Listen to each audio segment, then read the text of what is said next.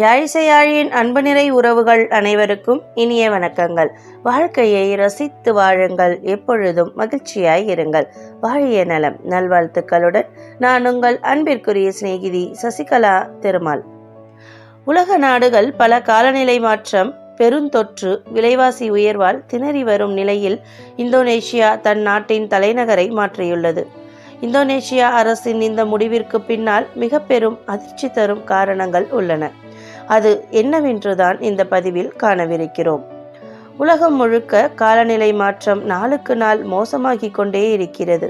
இனி வரும் நாட்களில் நாம் இயற்கை பேரிடர்களுக்கு இடையில்தான் வாழ வேண்டும் என்று ஐநாவின் காலநிலை மாற்ற அறிக்கையும் கூட சமீபத்தில் தெரிவித்திருந்தது.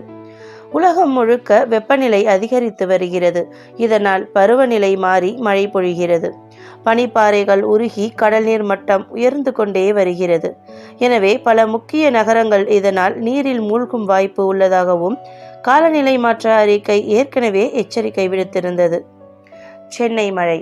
இந்த காலநிலை மாற்றம் காரணமாக சென்னையில் கூட சமீபத்தில் வானிலை மாற்றங்களை கணிக்க முடியாமல் போனது. இப்படிப்பட்ட நிலையில்தான் இதே காலநிலை மாற்றம் என்ற காரணத்தினால்தான் இந்தோனேஷியா தனது தலைநகரை மாற்றியுள்ளது. இந்தோனேஷிய தலைநகர் ஜகார்த்தாவை கைவிட அந்நாட்டு அரசு முடிவெடுத்துள்ளது. அதற்கான சட்ட திருத்தம் அந்நாட்டு நாடாளுமன்றத்தில் நிறைவேற்றப்பட்டுள்ளது. இந்தோனேஷியாவை சிறிது சிறிதாக கடல் ஆக்கிரமித்து வருகிறது. கடல் ஆக்கிரமிப்பு. இந்தோனேஷியாவில் கடந்த 10 வருடங்களில் கடல் வேகமாக ஊருக்குள் வந்துள்ளது. இதனால் 8 அடி வரை நிலப்பரப்பு கடலுக்குள் சென்றுள்ளது. முக்கியமாக ஜகார்த்தாவின் வடக்கு பகுதியை தொடர்ந்து தண்ணீர் சூழ்ந்து வருகிறது. வருடா வருடம் 25 சென்டிமீட்டருக்கும் அதிகமாக கடல் நீர் இங்கே உள்ளே வந்து கொண்டிருக்கிறது. உலகிலேயே வேகமாக நீரில் மூழ்கும் நகரம் ஜகார்த்தா தான். இங்கு 10 மில்லியன் மக்கள் இருக்கிறார்கள். வரும் 2025ஆம் ஆண்டு, அதாவது இன்னும் 3 வருடங்களில் அங்கு 5 கிலோமீட்டர் தூரத்திற்கு தலைநகர் ஜகார்த்தா கடலுக்குள் சென்றுவிடும். தற்போது இருக்கும் பிரதமர் அலுவலகம் வரை கடலுக்குள் சென்றுவிடும் என எச்சரிக்கப்பட்டுள்ளது.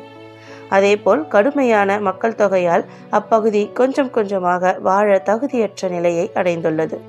குடிநீர் இல்லை, போதுமான எரிபொருள் இல்லை, புதிதாக தொழில் துவங்க இடமில்லை என இருக்கிற இடமும் கடலில் மூழ்கி கொண்டிருக்கிறது.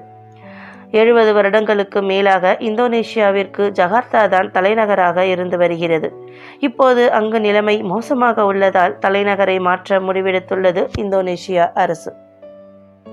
இப்போது இந்தோனேஷியாவின் புதிய தலைநகரமாக நுசான்ரா அறிவிக்கப்பட்டுள்ளது. இது இங்கு மட்டுமல்ல, உலகின் மிக பெரும் கடற்கரை நகரங்களுக்கும் விடுக்கப்பட்டுள்ள எச்சரிக்கையாகவே இது கருதப்படுகிறது.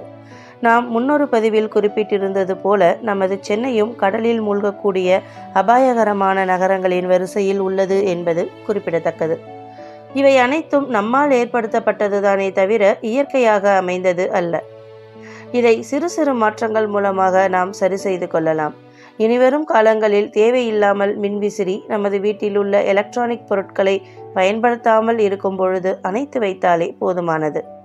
செயற்கைத்தனம் இல்லாமல் இன்றைய காலகட்டம் இல்லை என்பது நாம் அறிந்த உண்மை. ஆனால் சிறிது இயற்கைக்கும் முக்கியத்துவம் கொடுத்து வந்தோமேயானால் இனிவரும் காலங்களில் இது போன்ற நிகழ்வுகள் சற்று குறையலாம் என்பது நிதர்சனமான உண்மை.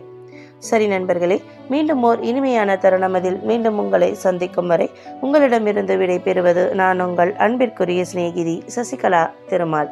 இது உங்கள் அபிமான யாழிசையார் சேனல். இந்த வீடியோ உங்களுக்கு பிடிச்சிருந்தா லைக் பண்ணுங்க, கமெண்ட் பண்ணுங்க, ஷேர் பண்ணுங்க, மறக்காம சப்ஸ்கிரைப் பண்ணுங்க ஃப்ரெண்ட்ஸ். நன்றி, வணக்கம்.